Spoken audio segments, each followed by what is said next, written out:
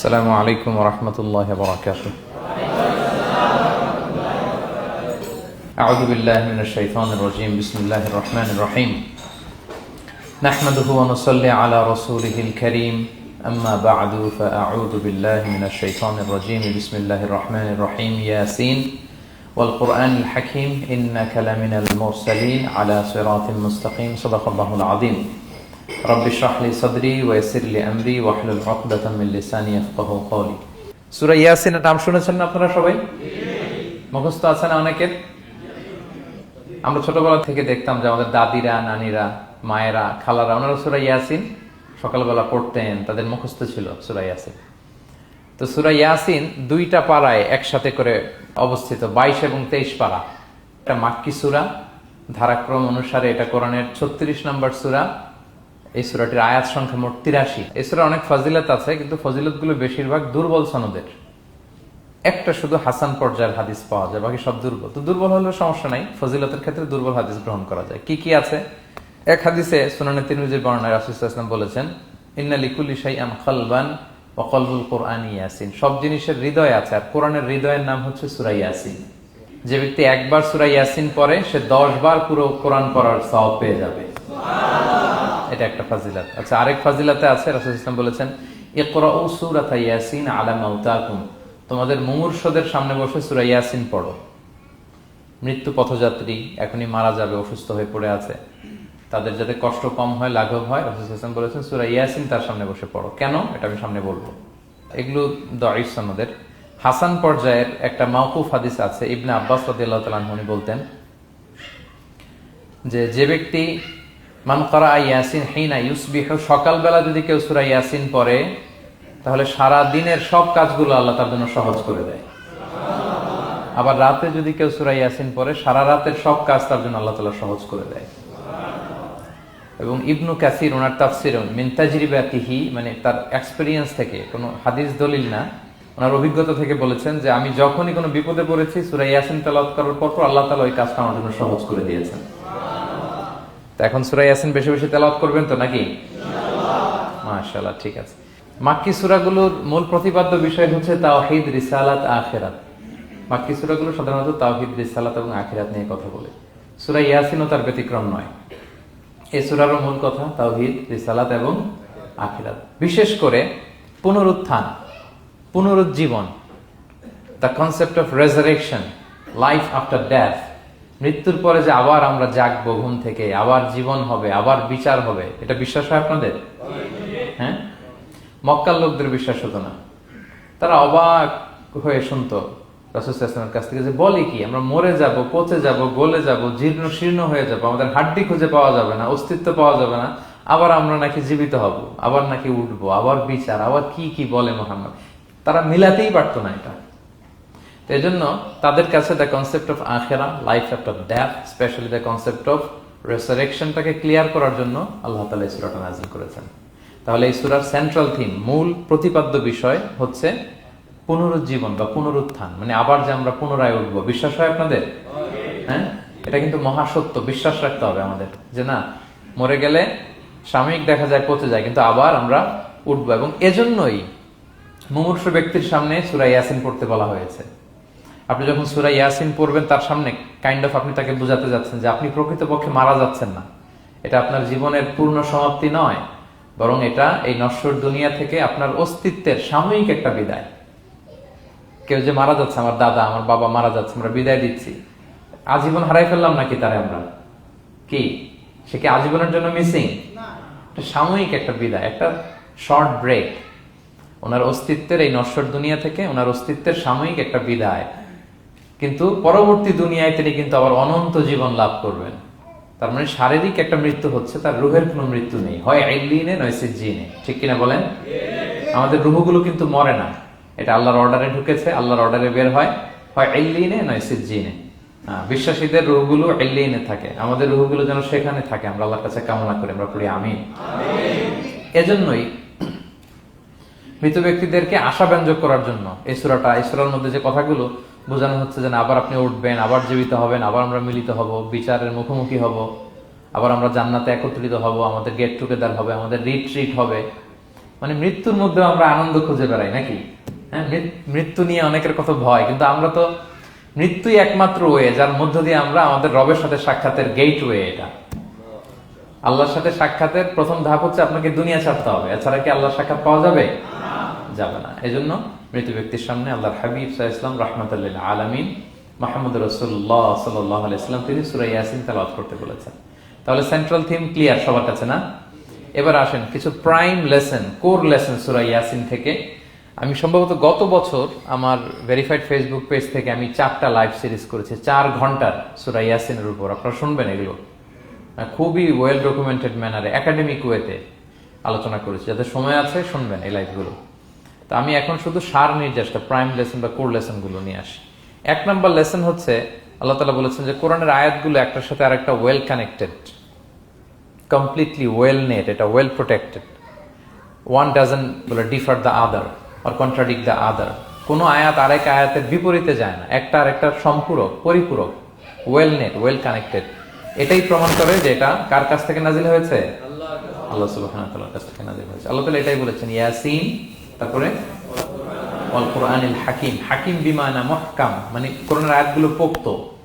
এটা হচ্ছে completely well net, perfectly connected, একটা আরেকটার সাথে কানেক্টেড। এক আয়াত ইফাসসিরু বা'দুহু বা'দান, এক আয়াত আরেক আয়াতকে ব্যাখ্যা করে।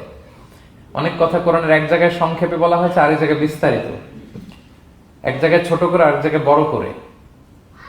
কোন আয়াত আরেক আয়াতের সাথে কন্ট্রাডিক্ট করে না। আল্লাহ তাআলা বলছেন আফালা ইয়াতাদাব্বারুনাল কুরআন ওয়ালাউ কানা মিন ইনদি গায়রিল্লাহি লাওয়াজাদু ফীহি ইখতিলাফান কাসীরা। তারা কি কোরআন নিয়ে গবেষণা করবে না? এই কোরআন যদি আল্লাহ ছাড়া অন্য কারো কাছ থেকে নাজিল হতো তাহলে তারা কোরআনের মধ্যে অনেক বিরোধ দেখতে পেত, পরস্পর বিরোধ, অনেক বিরোধ দেখতে পেত। কিন্তু কোরআনের ভেতরে এই পুরো 30 পারায় কোথাও কি এক আয়াতের সাথে আরেক আয়াতের কন্ট্রাডিকশন আছে? কোনো বিরোধ আছে বলেন? না, এটা ওয়েল নেট, ওয়েল কানেক্টেড। অন্য আয়াতে আল্লাহ বলছেন লা ইয়াতিহিল বাতিলু মিন বাইনি ইয়াদাইহি ওয়ালা মিন খালফি। সামনে থেকে পেছন থেকে কোরআনে কোনো বাতিল অনুপ্রবেশ করতে পারে না, কারণ তানজিলুম মিন হাকিমিন হামিদ, এটা প্রজ্ঞাময়, প্রশংসিত আল্লাহর পক্ষ থেকে এটা প্রোটেক্টেড একটা কিতাব নাজিল হয়েছে। ফলে এটা কিয়ামত পর্যন্ত প্রোটেক্টেড থাকবে। এক আয়াত আরেক আয়াতের ব্যাখ্যা করে দেয়, এটা হচ্ছে একটা ব্যাখ্যা। আবার আল কুরআনিল হাকিম মানে হচ্ছে বিজ্ঞানময় কোরআন। কোরআনের মধ্যে অনেক বিজ্ঞানের কথাও আছে। শুধু বিজ্ঞান, বিজ্ঞান নিয়ে কি আছে প্রায় 1.5 ঘন্টার লেকচার আছে আমার। Scientific indications of the holy Quran, cosmic symbols, natural phenomena, cosmology, embryology, morphology, blah blah blah, অনেক কিছু।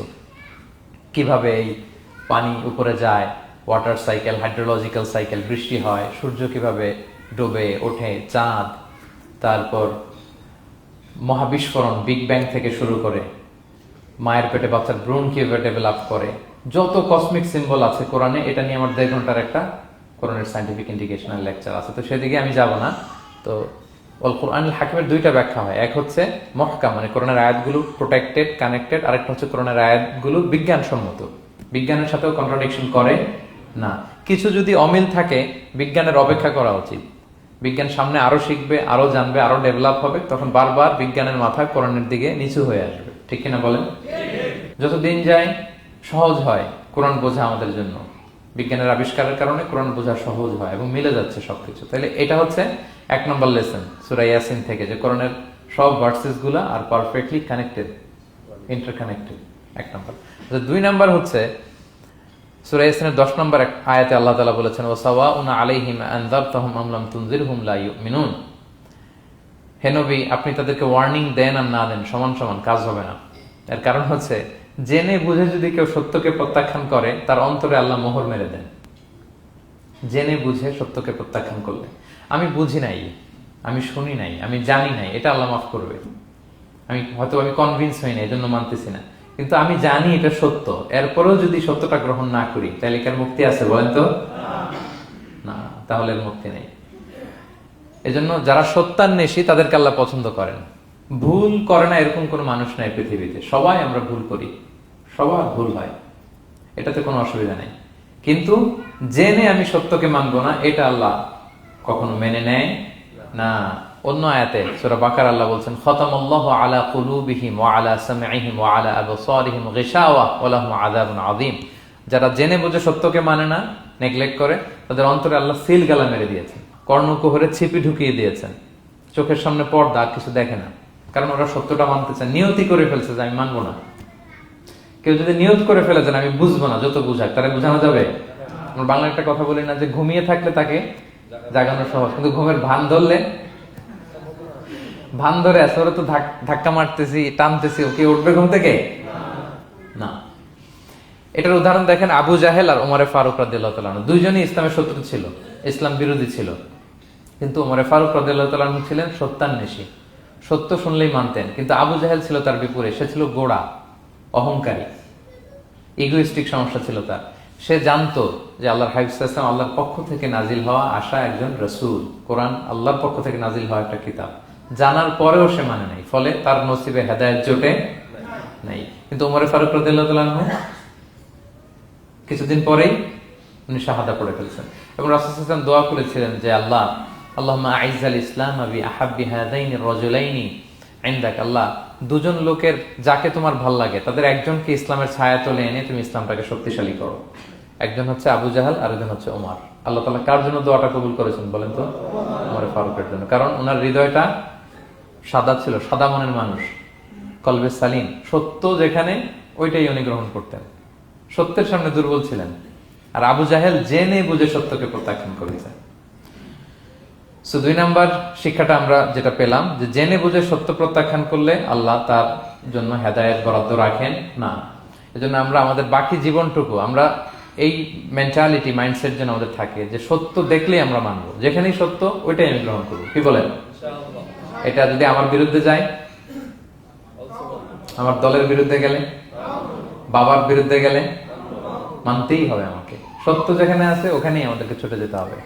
দুটো চলে গেল। 3 নাম্বার হচ্ছে, আমরা পৃথিবীতে যা করি, আমরা অনেক সময় মনে করি যে দরজা বন্ধ করে দিলে, সুইচটা অফ করে দিলে আর বুঝি কেউ দেখে না।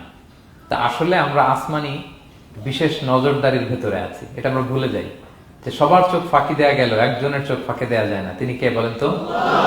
লা তুদরিকুল আবসার ওয়া হুয়া ইউদরিকুল আবসার ওয়া হুয়াল লাতীফুল খাবীর। কেউ তারে দেখে না, কিন্তু তিনি সবাইকে দেখে। কোন চোখ তাকে দেখে না, কিন্তু তিনি সব চোখগুলোকে দেখে। তাহলে 3 নম্বর লেসন হচ্ছে, everything is recorded in well documented man. আমরা যা বলি, যা করি, যা লিখি, সবকিছু রেকর্ড করা হচ্ছে। কিন্তু সেদিন আপনি দেখবেন, ভালো করলেও দেখবেন, খারাপ করলেও আপনি দেখবেন। তার মানে সবকিছু লিপিবদ্ধ হচ্ছে, সংরক্ষিত হচ্ছে। এটা আল্লাহ কোথায় বলেছেন? সূরা ইয়াসিনের 12 নম্বর আয়াত। আল্লাহ বলেন, নাকতুবু মা কদ্দামু ওয়া আসারহুম, তারা যা আমল করেছে আমি লিখে রাখি। ওয়া আসারহুম, এবং যা তারা দুনিয়ার জন্য রেখে গিয়েছে তাও লিখে রাখি। মানে এনি অ্যাকশন দে লেফট বিহাইন্ড, এনি ইফেক্ট দে লেফট বিহাইন্ড। এটা সাদাকায়ে জারিয়া বা গুনায়ে জারিয়া। সাদাকায়ে জারিয়া হচ্ছে আপনি একটা ভালো কাজ করছেন, ধরেন যে দ্বীনি জ্ঞান শিক্ষা দিচ্ছেন। আমি সূরা ফাতিহা শিক্ষা দিলাম আপনাদেরকে, তো আপনারা এটা দিয়ে আজীবন নামাজ পড়তেছেন, আপনার সওয়াব তো আপনি পাবেনই, কিন্তু ওই যে আমি শিক্ষা দিলাম, একটা পার্সেন্টেজ সওয়াব আজীবন আমার আমল নামে আসবে। শুধু তাই না, আপনি যে আবার আরেকজনকে সূরা ফাতিহা শিক্ষা দিবেন, সে তার পরবর্তী নেক্সট জেনারেশনকে সূরা ফাতিহা, এইভাবে কিয়ামত পর্যন্ত এই চেইন ধরে সূরা ফাতিহা যত লোক শিখবে তারা তাদের সওয়াব ঠিকই পাবে, কিন্তু তার একটা পার্সেন্টেজ সওয়াব আল্লাহ তাআলা আমার আমল নামায় দিয়ে দিবে। এটাকে বলে আসার। ওয়া নাকতুবু মা কদ্দামু, নিজে যে আমল করলাম আল্লাহ বলে এটাও লিখে রাখছি। ওয়া আসারহুম, any effect you left behind in this দুনিয়া, যেটা আপনি রেখে গেছেন এটাও আল্লাহ লিখে রাখবে। এবং ওয়াকুল্লা শাইইন আহসাইনাহু ফি ইমামিন মুবিন, আল্লাহ বলেন সবকিছু একটা নথির ভেতরে নথিবদ্ধ করে। নথি চিনেন তো না? ডায়েরি। তারপর আমাদের বাংলাদেশে তো যে আগে হাল খাতা করতো না, টালি খাতা বিশাল বড় বড়, এখন আছে কিনা, বিশেষ করে মুদির দোকানে দেখা যায় বড় মোটা মোটা, ধপাস করে সে টেবিলের উপর ফেলে, তারপর আপনার নাম দেখে বের করে আপনার কত বাকি, কত দিতে হবে। এই যে টালি খাতা, এই নথি করে রাখছে আল্লাহ তাআলা আমাদের সবকিছু যা করলাম, যেটার ইফেক্ট দুনিয়াতে আমি রেখে গেলাম। এবং অন্য আয়াতে আল্লাহ তাআলা বলছেন, মা ইয়ালফিযু মিন কাওলিন ইল্লা লাদাইহি রাকীবুন আতীদ, আমি মুখ দিয়ে যা উচ্চারণ করি সব আল্লাহ তাআলা একজন পর্যবেক্ষক ফেরেশতার মাধ্যমে তুলে রাখেন, সব আপনি দেখতে পাবেন। শুধু তাই না, এখানে একটা স্পেশাল লকেট রেখেছেন আল্লাহ। আল্লাহ বলেন, ওয়াকুল্লা ইনসানিন আলজামনাহু তায়রাহু ফি উনুকিহি ওয়া নুখরিজু লাহু ইয়াওমাল কিয়ামাতি কিতাবান ইয়ালকাহু মানশুরা। প্রত্যেকের গ্রীবালগ্নে আমি একটা স্পেশাল সিম কার্ডের মতো রেখেছি, যা বলো এখানে রেকর্ড হয়ে আছে, কিয়ামতের দিন আমি সব বের করে দিব। তাহলে পালানোর জায়গা আছে? That means we are under surveillance, হ্যাঁ, 24/7 আল্লাহ তাআলা মনিটর করছেন, এবং এই বিশেষ আসমানি নজরদারি থেকে আমরা কেউই মুক্ত না। তাইলে লাইট বন্ধ করে দিলেন, দরজা আটকায় দিলেন, কেউ দেখে না, না? কেউ যেটা দেখে না সেটা দেখেন কে? আচ্ছা, তিনটা জেনে গেলেন। 4 নম্বরে হচ্ছে পৃথিবীতে সব নবীরা এক মিশন এবং ভিশন নিয়ে এসেছে। সব নবীরা লা ইলাহার দাওয়াত দিয়েছে, তাই না? এক আল্লাহর দাওয়াত দিয়েছে। আচ্ছা, কখন কি এমন হয়েছে কোন নবী এসে বলছে যে আল্লাহ একজন, আবার আরেক নবী এসে বলছে না আল্লাহ 2-3 জন হইতে পারে? হ্যাঁ, বলছে? কোন নবী এসে বলেছে মৃত্যুর পর এক জীবন আছে, হিসেব দিতে হবে, পাই টু পাই হিসেব হবে? আরেকজন বলছে না, এরকম নাও থাকতে পারে। এরকম এক নবী এক কথা, আরেক নবী আরেক কথা হয়েছে? এগুলো নবীদের মধ্যে হয়, কবিদের মধ্যে হয়। এক কবি এক কথা বলে, আরেক কবি, এক দার্শনিক এক কথা বলে, আরেক দার্শনিক আরেক কথা, এক রাজনীতিবিদ এক কথা, আরেক রাজনীতিবিদ আরেক। এদের মধ্যে ধাক্কাধাক্কি হয়, কিন্তু নবীদের মধ্যে কথার মধ্যে এগুলো আছে? কারণ তারা মন গড়া কথা বলে না। ওমা ইয়ানতিকু আনিল হাওয়া ইন হুয়া ইল্লা ওয়াহিয়ু ইউহা। তাদের কথা আসে একটা হেডকোয়ার্টার থেকে। হেডকোয়ার্টারটা কার? আসমানি রেভেলেশনের বেসিসে ওনারা কথা বলেন। মন গড়া কোনো নবী কোনো কথা বলেন না। তাহলে 4 নম্বর শিক্ষা হচ্ছে সব নবীর মিশন ভিশন এক। এজন্য তাদের মধ্যে একটা কোঅপারেশন ছিল। সূরা ইয়াসিনে চমৎকার একটা ঘটনা আছে। একটা জনপদের নাম উল্লেখ করা হয়নি, কিন্তু কোন কোন মুফাসসির বলেছেন এটা তুরস্কের আন্তাকিয়া জনপদে আল্লাহ একটা কাজে, দাওয়াতি কাজে 2 জন নবীকে পাঠালেন। কয়জন? 2 জন। কাজ একটা, কিন্তু কয়জন? 2 জন। এরকম সাধারণত অন্য নবীদের ক্ষেত্রে হয় না, কোরআনে পাওয়া যায় না যে এক কাজে এক জায়গায় 2 নবী, এরকম হয় না। এক্সেপ্ট মুসা আলাইহিস সালাম, ওনার কথা বলার জড়তা ছিল, তো উনি আল্লাহকে বলেছেন আল্লাহ আমাকে যেই তাওরাত দিয়ে পাঠালেন আমি তো কথা ক্লিয়ারলি বলতে পারি না, জড়তা, মামলিং হয় আমার মুখে। তো আমার ভাই আখি হারুন আফসাহু মিন্নি লিসান, ও আবার খুব ফ্লুয়েন্ট ছিল। আমি নেতৃত্ব দিব, কিন্তু হারুন ভোকাল দিবে, আপনি তাকে নবী বানায় দেন। মুসা আলাইহিস সালামের দোয়ার বদলতে আল্লাহ হারুন আলাইহিস সালামকে নবী বানাই দিয়েছিলেন। 2 ভাই মিলে ফেরাউনের কাছে দাওয়াতি কাজ করেছে। কিন্তু এছাড়া আর এরকম দেখা যায় না যে এক এলাকায় এক কাজে 2 জন নবী, না। এইখানে দেখা গিয়েছে আন্তাকিয়া জনপদে আল্লাহ এক মিশনে কয়জন নবী পাঠিয়েছেন? 2 জন। আচ্ছা, কিছুদিন পরে আরো একজন, তাহলে হইল কয়জন? 3 জন। এক কাজে এক জনপদে এক এলাকায় মোট 3 জন নবী, কিন্তু এদের মধ্যে কোনো মারামারি নেই। আমাদের দায়ীদের অবস্থা দেখেন তো বাংলাদেশে, মাশাআল্লাহ। আমাদের প্রত্যেক দায়ীদের একই মিশন না? একই মিশন, একই ভিশন, একই লক্ষ্য, একই ডেস্টিনেশন, কিন্তু কত বিভেদ, কত বিরোধ দেখেন। আল্লাহ তাআলা সূরা ইয়াসিনের 14 নম্বর আয়াতে বলছেন ইদ আরসালনা ইলাইহিম মুসনাইন, প্রথম 2 জন নবী পাঠালাম একটা মিশনে, ফাআজ্জাজনা বিসালিস, এবং 3য় জন দিয়ে আরো এদেরকে মজবুত করলাম। ফাকালু ইন্না ইলাইকুম মুরসালুন, তারা যে 3 জন একই কথা বলল যে আমরা রাসূল হয়ে এসেছি। তাহলে দেখেন নবীদের মধ্যে পারস্পরিক শ্রদ্ধাবোধ ছিল। বড় নবী, ছোট নবী, প্রধান বক্তা, দ্বিতীয় বক্তা, তৃতীয়, এগুলো ছিল না। এই 3 নবীর মধ্যে প্রধান নবী, দ্বিতীয় নবী, তৃতীয় নবী আছে নাকি? না। 3 জন একই মিশনে, একই ভিশনে, কোঅপারেশনে তারা এগিয়ে গিয়েছে। তো দেখেন আমরা যারা কোরআনের দায়ী, আমরা তো নবীদের কাজটাই করি, ফলে আমাদের মধ্যে এই কোঅপারেশন থাকতে হবে, এই রেসপেক্ট থাকতে হবে। আমি ব্যক্তিগতভাবে খুবই লজ্জিত যে আমাদের এই দাওয়া অঙ্গনটাকে আমরা কলুষিত করে ফেলেছি। আমরা অন্য আলেমকে, অন্য দায়ীকে তুচ্ছ করা, তাচ্ছিল্য করা, ছোট করা, হেয় করা, তাকে বাতিল করা, নাকচ করা, এরকম আমরা করে থাকি। আমি একাই ইসলামের মুখপাত্র, আমি যা বলবো এটাই, এটা ঠিকাদারি আমার কাছে, এরকম একটা মেন্টালিটি আছে না? এটা নবীদের মাইন্ডসেট এরকম ছিল না। ওনারা কোঅপারেশনে, কোলাবোরেশনে কাজ করতেন, পার্টনারশিপে, একে অপরের প্রতি রেসপেক্ট ছিল। কোন নবী আরেক নবীর বিসৎকার করে নাই, কিন্তু আমরা এক দায়ী আরেক দায়ীকে কাফের বলতেও তো আমরা দ্বিধাবোধ করি না, কি বলেন? আল্লাহ তাআলা আমাদের বোঝার তৌফিক দান করুন। 5 নাম্বার, নবীদের কাজ হচ্ছে আল বালাগুল মুবিন, ক্লিয়ার কমিউনিকেশন, শুধু পৌঁছে দেয়া, বাণীবাহকের কাজ করা। আল্লাহ তাআলা বলছেন ওমা আলাইনা ইল্লাল বালাগুল মুবিন। ওই 3 জন নবী যখন বুঝালেন, তারা এলাকাবাসী মানে না, রিজেক্ট করলো, কিন্তু তারা বললো যে আমাদের কাজ হচ্ছে পৌঁছে দেওয়া, মানবা কি মানবো না এটা তোমাদের কাজ। আমাদের কাজ কি?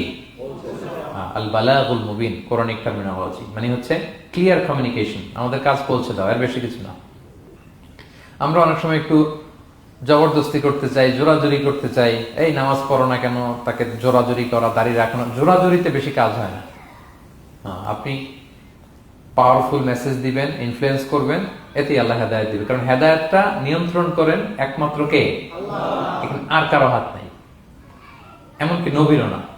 কোন নবীও চাইলে কাউকে হেদায়েত দিতে পারে না। আল্লাহর হাবিব সাল্লাল্লাহু আলাইহি ওয়াসাল্লাম মক্কায় মক্কাবাসীদের পেছনে ঘুরতে ঘুরতে পেরেশান। উনি তো রহমতের নবী, উনি ভাবতেছিলেন হায়রে একটু যদি আমার কথা মানতো তাইলেই তো জাহান্নাম থেকে বেঁচে যায়। আর একটু দাওয়াত দেই, সকালে দেই, দুপুরে দেই, বিকেলে দেই, রাতে দেই। তাদের পিছনে ঘুরতে ঘুরতে রাসূল সাল্লাল্লাহু আলাইহি ওয়াসাল্লাম পেরেশান হয়ে যেতেন। আল্লাহ তাআলা সূরা কাহফে আয়াত নাযিল করলেন, ফালা আল্লাকা বাকিউন নাফসাকা আলা আসারিহিম ইল্লাম ইউমিনু বিহাদাল হাদীসি আসাফা। নবী, ওরা যদি শুনতে না চায়, আপনি তো ওদের পিছনে ঘুরতে ঘুরতে পাগল হয়ে যাচ্ছেন বোধহয়, না রেখে দেন, মানলে মানুক, না মানলে নাই। হেদায়েত দেওয়ার মালিক হচ্ছে আমি। ফাযাক্কির ইন্নামা আনতা মুযাক্কির, আপনি শুধু স্মরণ করিয়ে দেন, উপদেশ দেন। লাস্তা আলাইহিম বিমুসাইতির, আপনি বল প্রয়োগ করতে আসেন, আপনাকে দারোগা বানাই পাঠাইনি আমি, আপনি শুধু পৌঁছে দিবেন। এমনকি রাসূল সাল্লাল্লাহু আলাইহি ওয়াসাল্লাম ওনার চাচা আবু তালেবের হেদায়েতের জন্য অনেক ট্রাই করেছেন, কিন্তু হেদায়েত নসিব হয়েছে বলেন? কারণ ইন্নাকা লা তাহদি মান আহবাবতা ওয়ালাকিন্নাল্লাহ ইয়াহদি মান ইয়াশা। নবী, আপনি যাকে চান তাকে হেদায়েত দিতে পারবেন না। তাহলে আমাদের যারা দাঈ, আমাদের কাজ কি? পৌঁছে দেওয়া। বলেন তো, কাজ কি? নাকি বল প্রয়োগ করা, জোরাজোরি করা? মাশাআল্লাহ। 7 নাম্বার লেসন হচ্ছে, এই পৃথিবীর সবকিছু আইন মানে কার? বলেন তো? আল্লাহ। ইচ্ছায় অনিচ্ছায় সবকিছু আল্লাহর আইন মানে, আমরা ছাড়া শুধু। আকাশ, জমিন, বাতাস, বৃষ্টি, মেঘমালা, পাহাড়, সাগর, নদী, সূর্য, চন্দ্র, সব আইন মানে কার? আল্লাহর আইন মানে। সে কথা আল্লাহ বলছেন, ওয়াশ-শামসু তাজরি লিমুস্তাকাররিল লাহা, আমি সূর্যের জন্য একটা গতিপথ দিয়েছি, কক্ষপথ, অক্ষপথ, সে ওইদিকেই ঘুরে, ওরা ঘুরতে বলছে ও ঘুরে, এর কোনো ব্যত্যয় নাই। যালিকা তাকদীরুল আজিজিল আলিম, এটা আমি আল্লাহ ফিক্স করে দিয়েছি। ওয়াল কামারা কাদ্দারনাহু মানাজিলা হাত্তা আদা কাল উরজুনিল কাদিম, আর চাঁদকে আমি 30টা মঞ্জিল দিয়েছি। দেখবেন চাঁদ কিন্তু এক জায়গায় উদিত হয় না, 30 দিনে 30 জায়গায়, পুরো মাস ব্যাপী এদিক থেকে ওদিকে শুধু ঘুরে। এটা আল্লাহ ফিক্স করে দিয়েছে, এটা ওর বিধান। আমাদের জন্য কোরআন বিধান হিসেবে দিয়েছে, আমরা মানি না, কিন্তু প্রত্যেক প্রাণীর জন্য, সৃষ্টির জন্য যে বিধান আল্লাহ ফিক্স করেছেন ওরা ওইটাই মানে, একটু একচুল পরিমাণ ডান ব্যয় করে না। সুবহানাল্লাহ, সুবহানাল্লাহ। সো জগতের সবকিছু আল্লাহর দেয়া বিধান মেনে চলে, কারণ গোটা জগৎটাই তো তার। গোটা জগৎটা কার বলেন? ফলে আইনও চলবে তার। আমরা যেন আল্লাহর সবগুলো আইন মেনে চলি।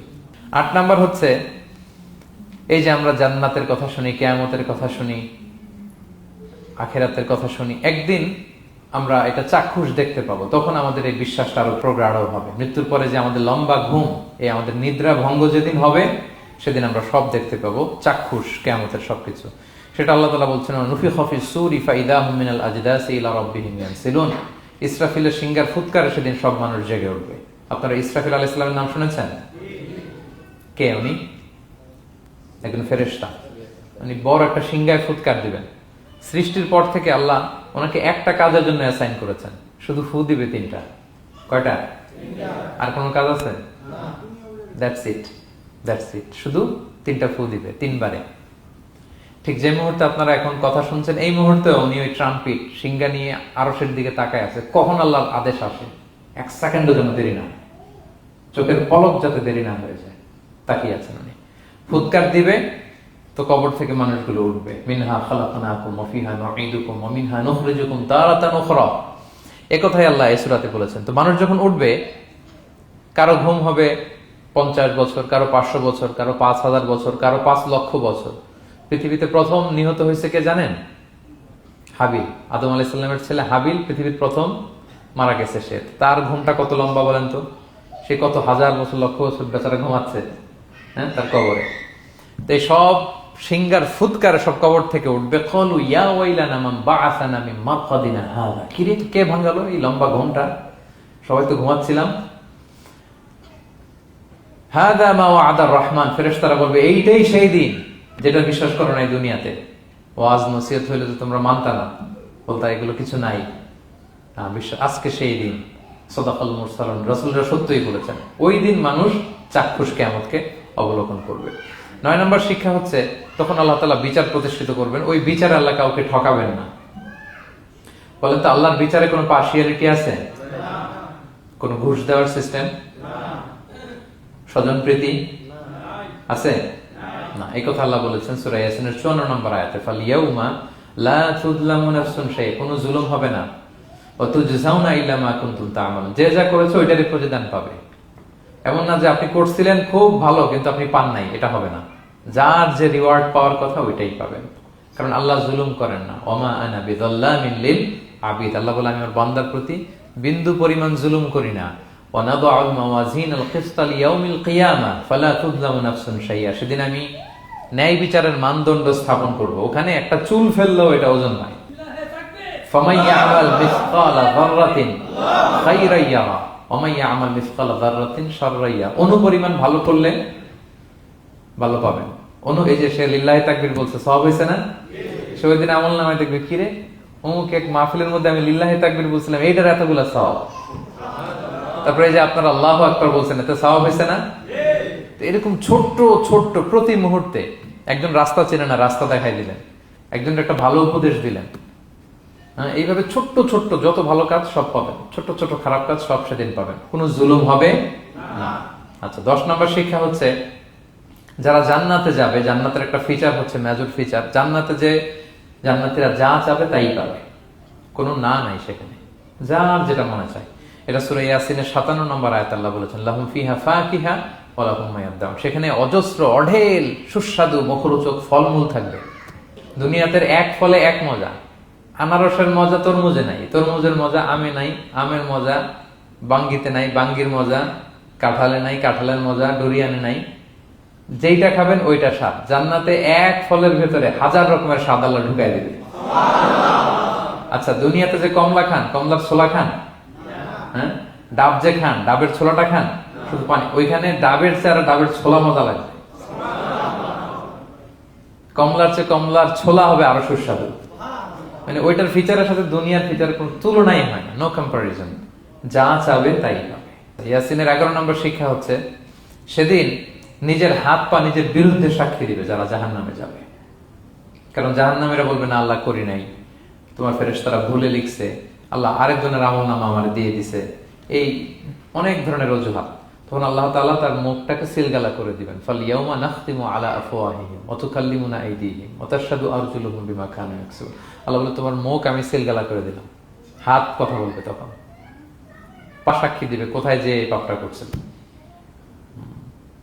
আপনি অবাক হবেন, কি রে, এই হাতে তো কত আংটি পরলাম, এরপর কত লোশন মাখলাম, হ্যাঁ, কত সুন্দর বডি ওয়াশ দিয়ে হাতটাকে ক্লিন রাখলাম, তারপর হাতের মধ্যে গ্লাভস পরলাম, হাত পা কত যত্ন আমি নিলাম, এই হাত পা আমার বিরুদ্ধে কথা বলে। রাগে মানুষ বলবে ওয়াকালু লিজুলুদিহিম লিমা শাহিদতুম আলাইনা, কি রে আমার বিরুদ্ধে কথা বলিস কেন? তো হাত পা বলবে ক্বালু আনতাকানাল্লাহ আল্লাযী আনতাকা কুল্লা শাই, ওই আল্লাহ আজকে আমাকে কথা বলার সুযোগ দিয়েছে, যে আল্লাহ চাইলে যে কাউকে যে কোনো সৃষ্টিকে কথা বলার সুযোগ দিয়ে থাকে। পাথরকে আল্লাহ জবান দিতে পারেন, দিয়েছেন। রাসূল সাল্লাল্লাহু আলাইহি ওয়াসাল্লাম মক্কার শিয়াবের মধ্য দিয়ে যখন হাঁটতেন, অনেক পাথর রাসূল সাল্লাল্লাহু আলাইহি ওয়াসাল্লামকে সালাম দিয়ে বলেছেন, আসসালামু আলাইকা ইয়া নবী আল্লাহ, হে আল্লাহর নবী আপনাকে সালাম। কে দিয়েছে সালাম? পাথর। মরা খেজুর গাছ কেঁদে উঠেছে নবীর জন্য, তার মানে এগুলোর ভেতরে প্রাণের সঞ্চার করেছেন কে? আল্লাহ। সেদিন হাতের ভেতরে আল্লাহ তাআলা কথার শক্তি দিবেন। আপনার হাত আপনার বিরুদ্ধে, পা বিরুদ্ধে, আপনার বডি আপনার বিরুদ্ধে সাক্ষী দিবে। সো খবরদার, অতটুকু পাপ করি যতটুকু পাপের শাস্তি বহনের ক্ষমতা আমার আছে, একটু হিসাব মিলিয়ে নিই আমরা। 12 নম্বর লেসন হচ্ছে যে আমরা শক্তিশালী হই, ছোট থেকে বড় হই, এরপরে আবার দুর্বল হয়ে যায়। আল্লাহ বলেন ওমান নুআম্মিরহু নুনাক্কিসু ফিল খালকি আফালা ইয়াকিলুন, আমি যখন কারো বয়স বাড়িয়ে দেই তাকে আবার দুর্বল করে দেই। এটাই জীবন চক্র। দেখেন, শৈশব দিয়ে শুরু, তারপর কৈশোর, তারুণ্য, যৌবন। যৌবনের কথা চিন্তা করে তো বেশিরভাগ যুবক কি শক্তি গায় না, যা খায় ওইটাই হজম হয়ে যায়, ওভারটাইম করতে পারি, লাগাতার কাজ করতে পারি, মানে অনেক ক্যাপাসিটি। কিন্তু সেই আপনি যখন 60, 70, 80-তে যাবেন আর পারা যায় না, তখন একটা লাঠি লাগে। কি লাগে? আরো বাড়লে 90 যখন হয়ে যায়, 100, তখন যে ছোট বাচ্চারা ওরা যা বলতেছে এরকম, ওরা যেরকম বোঝে না ওইরকম বোঝে না। বাচ্চাদেরকে এদিকে খাবার দিলে দেখবেন যে এদিক দিয়ে করতেছে মুসুদিত। ওই মুরব্বীরও এরকম, বাচ্চাদের প্যাম্পাস পরানো লাগে, যেখানে রাখে পেশাব পায়খানা, মুরব্বীরাও এরকম 90, 80, এদেরও পরানো লাগে, এদেরও আর কন্ট্রোলটা থাকে না। তাহলে দেখেন, this is our life cycle. এভাবেই তারুণ্য, যৌবন, প্রৌঢ়ত্ব, এরপর আবার বার্ধক্য। আল্লাহ বলে এরপরও তোমরা বুঝবা না? এটা আল্লাহ বুঝাতে চাইলেন যে আল্লাহ এক দেহে এত রূপ আনতে পারে, সে আল্লাহ কি আবার তোমাদেরকে জীবিত করতে সক্ষম না? কারণ এই সূরার মূল কথা হচ্ছে পুনরুজ্জীবন, রেসারেকশন। আল্লাহ বারবার ঘুরিয়ে ফিরিয়ে নানা আয়াত দিয়ে বুঝাতে চাচ্ছেন যে আমি তোমাদেরকে আবার পুনরায় জীবিত করতে পারি। তো যে আল্লাহ এত কিছু করতে পারে, সে আবার আমাদেরকে জীবিত করতে পারে না? বলেন। আচ্ছা, 13 নম্বর শিক্ষা হচ্ছে অতীত ভুলে যাওয়া। এটা আমাদের জীবনের জন্য অনেক বড় বোকামি। আমরা ভুলে যাই অনেক সময় আমরা কি ছিলাম, কোথায় ছিলাম, ভুলে যাই। আল্লাহ বলেন, আওয়ালাম ইয়ারাল ইনসানু আন্না খালাকনাহু মিন নুতফা ফাইদা হুয়া খাসীমুম মুবিন। মানুষ কি দেখে না যে ওদেরকে আমি কোত্থেকে সৃষ্টি করছি? দেখেন, আমাদের এত বড় বাড়ি গাড়ি, আমাদের এত নাম যশ খ্যাতি, আমরা আদিতে কি ছিলাম? সামান্য এক ফোঁটা বীর্য। বাবার পিঠ থেকে মায়ের গর্ভে ছোট্ট একটা পানি থেকে আমাকে সৃষ্টি করেছেন কে? আল্লাহ। এই সৃষ্টির আগে তো কিছুই ছিলাম না। আপনার বয়স এখন 50। আচ্ছা, 500 বছর আগে আপনি কই ছিলেন বলেন? আপনার দাপটে তো আজকে থাকা যায় না এই পৃথিবীতে। সব নাকি আপনার, এরকম বলে না? সব আমার, আমার পাওয়ার, আমার ক্ষমতা। আজ থেকে জাস্ট 500 বছর আগে আপনি কই ছিলেন? আপনার কোনো নাম ছিল? আপনার কোনো গ্রাম ছিল? কোনো অ্যাড্রেস ছিল? খ্যাতি ছিল? দাপট ছিল? লোক লস্কর কিছু ছিল? ক্ষমতা আসলো কোত্থেকে আপনার? আল্লাহ বলে, হাল আতা আলাল ইনসানি হিনুম মিনাদ দাহরি লাম ইয়াকুন শাইআম মাযকুরা। মানুষকে দেখে না যে একটা সময়ও কিছুই ছিল না? কিছুই তো ছিল না। তুমি অস্তিত্বহীনতা থেকে তোমার অস্তিত্ব আল্লাহ দিলেন দয়া করে। ছোট্ট ছোট্ট করে মায়ের পেটে এতটুকু থেকে আপনি ওই বিজ্ঞান প্রযুক্তি জাদুঘরে গিয়েছিলাম আমি আগারগাঁওতে। ওখানে মায়ের পেটে যেগুলো বাচ্চাগুলো ডেভেলপ করে নাই, তারা রেখে দিয়েছে পানির মধ্যে 1 সপ্তাহ 2 সপ্তাহ 1 মাস 2 মাস 3 মাস এরকম বাচ্চাগুলো ছোট ওই ব্যাঙ্গাচির মতো ছিলাম আমরা। বর্ষাকালে ব্যাঙের পোনা দেখছেন? জাস্ট লাইক ব্যাঙের পোনা, এত ক্ষুদ্র ছোট্ট আমরা ছিলাম। আল্লাহ বলে, তুমি দেখো না তোমার পিছনটা কি ছিল? অতীত। এজন্য অতীত ভুলে যাওয়া যাবে না। 14 নম্বর শিক্ষা হচ্ছে পুনরুত্থান, যেটা আসল শিক্ষা সূরা ইয়াসিনের, মানে মৃত্যু পরবর্তী জীবন। এটা মহাসত্য, এটা হবেই। হ্যাঁ, লম্বা আয়াত, আমি শুধু মূল কথাটা বলি। আস ইবনে ওয়াইল মক্কায় রাসূল সাল্লাল্লাহু আলাইহি ওয়াসাল্লামের কাছে একটা মরা লাশের হাড্ডি, কঙ্কাল থেকে হাড্ডি এনে, এটা 100 বছর আগের হাড্ডি, এরকম হাত দিয়ে গুঁড়া করে এটা পাউডার হয়ে গেছে। রাসূল সাল্লাল্লাহু আলাইহি ওয়াসাল্লামের কাছে এসে ভেবে একটা ফু মারলো, ফু দেওয়ার সাথে সাথে এটা বাতাসে মিলে গেছে। তো বলতেছে, মোহাম্মদ, এই যে কঙ্কালের এই পাউডারটা, তুমি বলতেছো এইটারে আল্লাহ জীবিত করবে, এটারে রিকনস্ট্রাক্ট করবে? কি বলো তুমি? What you talking about? এটাও সম্ভব? আল্লাহ এই কথাটা সূরা ইয়াসিনে তুলে ধরলেন, যে দারাবা লানা মাসালান ওয়া নাসিয়া খালকা ক্বালা মান ইউহিল ইযামা ওয়া হিয়া রামীম। এটারে কে আবার জীবিত করবে? এটা তো জীর্ণ শীর্ণ ধুলা বালু পাউডার হয়ে গিয়েছে। আল্লাহ বলেন, কুল, নবী আপনি ওয়াইলকে বলেন, ইউহিহাল্লাযী আনশাহা আউওয়ালা মাররা। ওই আল্লাহ সৃষ্টি করবেন যে এটারে প্রথমে বানাইছিলেন। এটার তো অস্তিত্ব ছিল না। অস্তিত্বহীন থেকে যখন আল্লাহ বানাইতে পারেন, এটা মরে যাওয়ার পরে তারে আল্লাহ আবারও বানাতে পারবেন। ঠিক কিনা বলেন? আচ্ছা বলেন, কোন জিনিস প্রথমে বানানো সহজ না দ্বিতীয়বার বানানো সহজ? দ্বিতীয়বার, তাই না? তো প্রথমেই যেহেতু আল্লাহ আমাদেরকে বানাই ফেলতে পারছে, মরে গেলে গলে গেলে পচে গেলে দ্বিতীয়বার বানানো কেন জন্য কঠিন হবে? কঠিন হলে তো প্রথমবার হওয়ার কথা ছিল, যেহেতু নমুনা ছিল না। আল্লাহর কাছে কোনো মডেল ডিজাইন ছিল যে এটার আলোকে এটা ছিল? তো সেই আল্লাহ যখন আমাদেরকে বানাই ফেলতে পারছেন প্রথমবার, দ্বিতীয়বার কি তার জন্য কঠিন না সহজ? তখন বিষ্ণু ইসলাম বললেন যে এই পাউডার, তুমি যে কঙ্কালের হাড্ডি ফু দিয়ে বললা, এটাকে আল্লাহ জীবিত করবেন। অনুরূপভাবে তোমাকেও জীবিত করবেন এবং তোমাকে জাহান্নামে নিক্ষেপ করবেন। আল্লাহ জাহান্নাম থেকে আমাদেরকে হেফাজত করুন। সহিহ মুসলিমের হাদিসে আল্লাহর হাবিব সাল্লাল্লাহু আলাইহি ওয়াসাল্লাম বলেন, ইন্না ফিল ইনসানি আযমান, মানুষের দেহে একটা হাড্ডি কণিকা আছে, লা তাকুলুল আরদু আবাদা। এই হাড্ডি কণিকা জমিন কখনো খেতে পারে না। মানে আমাদেরকে কবর দিয়ে দিলে তো মাটি পুরো লাশটা খেয়ে ফেলে, 50-100 বছর পরে আর কিছুই থাকে না। আসলে আমাদের হাড় গোড়ও থাকে না, ওইটাও পাউডার হয়ে যায়, পোকামাকড় খেয়ে ভ্যানিশ। কিন্তু একটা জিনিস ছাড়া, আমাদের এই যে শির দ্বারা ব্যাকবোন, আমাদের স্পাইনাল কর্ডের একেবারে নিচে ট্রায়াঙ্গেল ছোট্ট একটা হাড্ডি কণিকা আছে, ত্রিভুজ আকৃতির। এটাকে ডাক্তারি ভাষায় বলে কক্সিক্স টেইল বোন, পুচ্ছাস্তি বলে। এই ছোট্ট কণা, এইটা নষ্ট হয় না। আল্লাহ বলে, এইটাকে বেইস ধরে আমি কিয়ামতের দিন তোমাদের সবাইকে আবার জীবিত করব। হিন্দুরা যে শ্মশানে লাশ পোড়ায়, সব পুড়ে যায়, কক্সিক্স পুড়ে নয়, ছোট্ট কক্সিক্স কোথা হয় জানেন?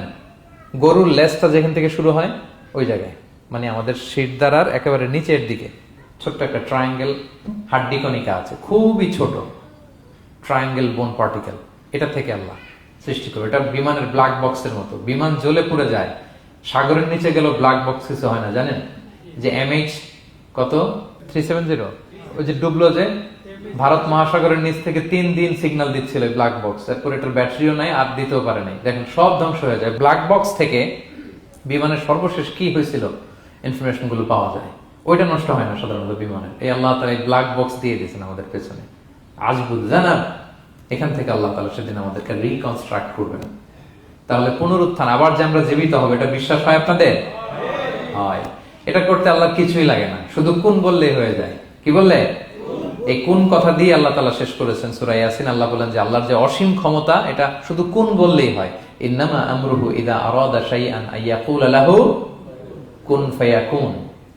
কুন হও, ফায়াকুন হয়ে যায়। বি ইট ওয়াজ, হও বলতে হয়ে যায়। তাই বলে কি আল্লাহ হও বলাটাও জরুরি না? তিনি হও বলারও মুখাপেক্ষী না। দুনিয়াতে আমাদের বোঝানোর জন্য তিনি বলছেন যে আমি কুন বললেই হয়ে যায়, ওনার কুনও বলা লাগে না, চিন্তা করা মাত্রই হয়ে যায়। ফাআলুল লিমা ইউরিদ, তিনি যা ইচ্ছা তাই করতে পারেন।